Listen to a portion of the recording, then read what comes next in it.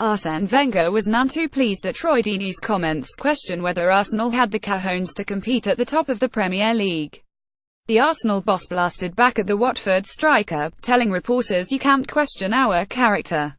Speaking at his pre-match press conference ahead of Arsenal's Europa League match at Red Star Belgrade, Wenger launched into an attack of his own. "People try and put us down. They always have. Those comments aren't justified. Everyone is entitled to talk. We don't listen to what people say, we try to analyze our own game. I love my players and I trust their strength of character to respond quickly. I know who my players really are." More Everton boss Koeman cracks joke, "Maybe I am in the crisis." When asked if Deeney's comments hurt, Wenger replied, "Yes, but I know who my players really are. In the last 7 games we had 6 wins and 1 draw. Comments are part of the modern game. I love my players and I trust their strength of character to respond." The Frenchman was responding to comments by Deeney following Watford's 21 comeback victory over Arsenal. The 29-year-old was told that Wenger disagreed with a penalty that allowed the Hornets to draw level, and he responded by saying, "There's a reason they lost and is wasn't because of one penalty. I have to watch what I say, but having a bit of cojones, I think the word is having a bit of nuts. Whenever I play Arsenal, and this is just personal, I go up and I think, let me whack the first one, let's see who wants it. I came on today, I jumped up with Mertesacker, didn't even have to jump actually, nod it down, the crowd gets up, and they all just backed off." Follow at _bonfire. The 12 groups of the UEFA Europa League bring forth soccer on Thursday, with a bevy of matches dotting the continent. More full Europa schedule. Here are the top 5 matches to keep an eye on. Everton vs. Lyon, 3:05 p.m. ET. If you would, they told Ronald Koeman his Toffees would walk into this match with just 1 point but sit only another behind Lyon. He'd probably tell you to take a hike. But Lyon drew 11 at Apollon Limassol and 11 at home to Atalanta, opening the door for Everton to finish the day in Group S's top 2 slots. Nabil Fekir and Real Madrid loanee Mariano Diaz have 7 goals each for Lyon, while ex-Premier Leaguers Memphis Depay and Bertrand Traoré are also key components of the French outfit's attack. Red Star Belgrade vs. Arsenal, 1 p.m. ET. Arsenal in Europa has been pretty thrilling, with 31 and 42 wins under Arsene Wenger's belt, ahead of the first of 2 with the 1991 European Cup winners. It's a nice challenge for Canadian national team backstop Milan Borjan, who should be the man to try to thwart the Gunners in Serbia. Hoffenheim vs. Istanbul Başakşehir, 3:05 p.m. ET. The favourites to win the group are dead last in the group as they welcome the perceived group underdogs from Turkey. The Super League runners-up have some familiar names on the roster, with Emmanuel Adebayor, Gael Clichy, Eljero Alia, Mevlut Erdinç, Gökhan Inler, Aurelien Şecu, and Emre Belözoğlu. AC Milan vs. AEK Athens, 3:05 p.m. ET. Milan has been burying goals in Europa play, with 5 at Austria Wien and 3 in a home win over Rijeka. Enter Athens, which has scooped up 4 points in group play and will look for a win to put them ahead of the group-leading Rossoneri. Nice vs. Lazio, 1 p.m. ET. The only group with a pair of 20 teams. Mario Balotelli is plenty familiar with his Roman opposition from his time in Serie A. Follow at Nicolas Mendela. London app. Former England women's team coach Mark Sampson racially discriminated against 2 of his players. A fresh Football Association investigation has concluded after initially dismissing allegations of wrongdoing and prompting a damaging public row with striker Eni Aluko. Sampson was cleared of discrimination by earlier FA investigations but was fired last month because of an unrelated case of inappropriate conduct toward players in a previous job. More Champions League. At halfway mark, only now has a barrister considered new evidence about Sampson's conduct toward England internationals Aluko and Drew Spence, with the details being released ahead of a parliamentary hearing. I have concluded that on 2 separate occasions, Ms. Sampson has made ill-judged attempts at humour, which, as a matter of law, were discriminatory on grounds of race, Barrister Catherine Newton wrote in the report. One racially discriminatory comment by Sampson in 2014 toward Aluko requested her family members from Nigeria didn't come to a game because of Ebola. Ms. Sampson did treat Aluko less favourably than he would have treated a player who was not of African descent, Newton wrote. Ms. had therefore subjected Aya to less favourable treatment because of her ethnicity. During a team meeting in 2015, Sampson also asked Spence if she had been to prison, and then suggested she had been arrested 4 times. Newton concluded that the comment was made because of her ethnicity. Mohamed leaving DC United. FA Chief Executive Martin Glenn apologized to Aluko and Spence before the hearing. But Aluko told legislators that Glenn's earlier conduct toward her was bordering on blackmail after he threatened to withhold payments from an £80,000 $105,000 financial settlement unless she published a statement saying the FA was not institutionally racist. With Aluko sitting behind him, Glenn later told the hearing that the player had not been blackmailed. Instead, Glenn said that an August tweet by Aluko, "At least we now know the FA's stance on derogatory racial remarks by an England manager. Ignore, deny, endorse," was a clear breach of the agreement. Aluko, who was part of the team that finished third at the 2015 World Cup, has not played for England since making her 102nd appearance in April 2016. There was a more apologetic tone from Glenn in his written statement on Wednesday, saying that Sampson's conduct was not acceptable and he would like to sincerely apologize to Aluko and Spence. "Our ambition has always been to find the truth and take swift and appropriate action if needed," Glenn said. "It was our decision to have the original, second and final investigation to ensure that due diligence was taken.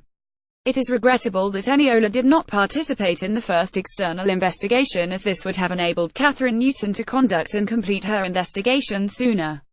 Bill Hamid is taking his talents elsewhere." The 26-year-old has been with DC United since 2007, making an even 200 appearances across all competitions. More Champions League at halfway mark. Hamid is thrice capped by the United States and widely considering to be one of the best shot-stoppers in the league, but the Washington Post's Stephen Goff says Hamid wants to showcase himself on a new stage. "I want to push myself and see how far I can go because I know I have the work ethic and the hunger to take myself very far in this game. I know I can make it to the next level." Hamid is likely to wind up in Europe, and Goff said Danish club Midtjylland is the favourite. He's also been scouted by Eintracht Frankfurt. With a new United States men's national team coach set to be appointed and Tim Howard, Brad Guzin, and Nick Rimando all on the back end of their time with the USMNT, Hamid has to look at himself as competing with Ethan Horvath and any number of young prospects. Horvath is 22 and starting for Club Brugge. If their season continues on its pace, he'll have a Belgian title and a Norwegian title under his belt. U20 players Jonathan Klinsmann Hertha Berlin, Brady Scott Köln, and Justin Vomsteeg Fortuna Düsseldorf are in German systems, while U17 World Cup starters CJ Dos Santos is at Benfica. Age when making European debut and club Tim Howard, 24, Manchester United Brad Friedel, 23, Newcastle United Brad Guzin, 23, Aston Villa Casey Keller, 23, Millwall Tony Meola, 21, Brighton and Hove Albion Ethan Horvath, 19, Molde follow at Nicolas Mendela. Clubs have met each of their group mates once, giving us an imperfect but workable sample size for the 201,718 UEFA Champions League group stage. 5 groups have a side boasting a 30 record, while 4 clubs have yet to seize a single point. Champions League Tuesday Weds. Some of the strugglers, like 012 Maribor and 012 Apoel, are not surprises. And it's no shock to see Manchester United at perfect 30 given its draw. Others, well, that's not the case. Status down. While Manchester United is a perfect 30 in Group A, raise your hand if you figured Benfica would have just 1 goal and 0 points through 3 matches. Benfica's also played 2 of its 3 home ties, making the knockout rounds a dream. Atletico Madrid has found the UEFA Champions League final in 2 of the last 4 seasons, but finds itself with work to do moving forward. Atletis' Wednesday draw at Qarabag leaves it 3 points behind Roma and 5 back of leaders Chelsea. Diego Simeone's men still host Roma and Qarabag, so points are out there. Serie A play has been gorgeous for Napoli, who has failed to bring that momentum to Group F. It's worth noting that a missed penalty by red-hot Dries Mertens could have earned the Neapolitans a point at Man City on Tuesday, but as it stands Napoli is 3 points back of Shakhtar and could be 6 back before the Ukrainians visit on November 21.